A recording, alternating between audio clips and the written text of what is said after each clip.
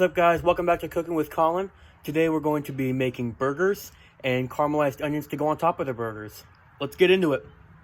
Alright, let's start off with the caramelized onions. You're going to want 1 large onion and 2 tablespoons of butter. You can look on your side of your stick of butter and you can cut where it says to find 2 tablespoons. So you're going to want to start your butter melting in the pan before you do anything else. Set it on the lowest heat that it can go and let the butter melt completely. While this is melting, we're going to slice the onions. Alright, to slice your onion, you're going to want to cut off the top and the bottom and then make a cut along the side of it here and peel off this outer papery layer.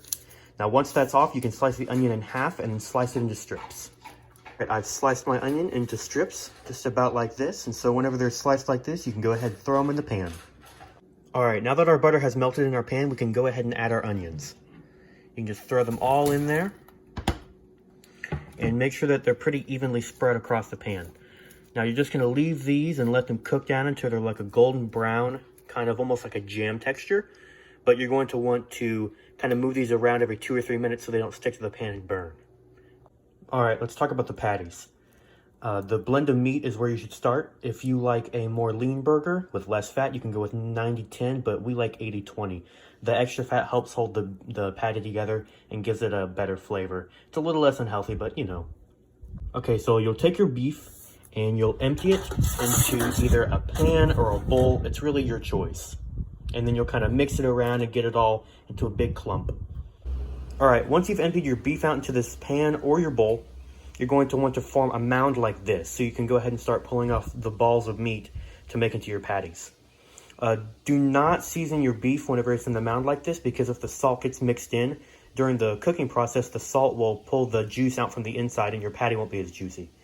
So you're going to want to get a ball of beef about this size and spread it out into a patty that's about 4 inches in diameter and about a ½ inch thick. And then we're going to season these with some rosemary and some pepper, some granulated garlic, some granulated onion, and just some regular table salt. So when seasoning your patties, you may want to have a friend help you. You might get both of your hands dirty and then you won't want to handle your spices. So you're going to want to drizzle it with just a little bit of olive oil, just like that. Rub it all over the patty, like this, and then sprinkle a generous helping of rosemary, garlic, and onion, a few cracks of pepper, and then about a medium sprinkle of salt all over it, and then flip it over and do the same to the other side.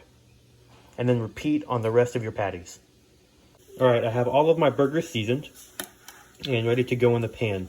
The onions are still cooking down over here. They've got a little bit of browning going on, but we really want them to be like a complete brown color with like a jammy texture, almost like you can spread them. Remember, anytime you're handling raw meat, it's important to wash your hands so there's no cross-contamination between foods. Alright, so our onions are getting close to being done. You can see that some of them are still pretty white. We'll wait for those to change to a brown color like these. Remember to keep your heat low so these don't burn and they don't crisp up. We want these to be very soft and spreadable. Alright, these onions are done cooking. They're a nice golden brown color and they're spreadable. You can see like that. So we can go ahead and take these off and start cooking our burgers. Alright, so we're going to do a drizzle of olive oil in the pan, about like this.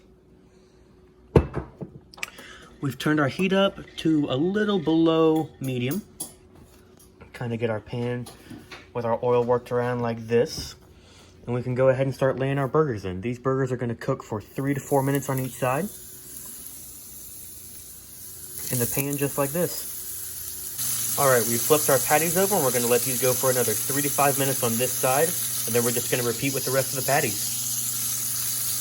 Alright, so we're going to make a simple aioli to put on our burgers. We're going to need mayonnaise, garlic, salt, pepper, and lemon.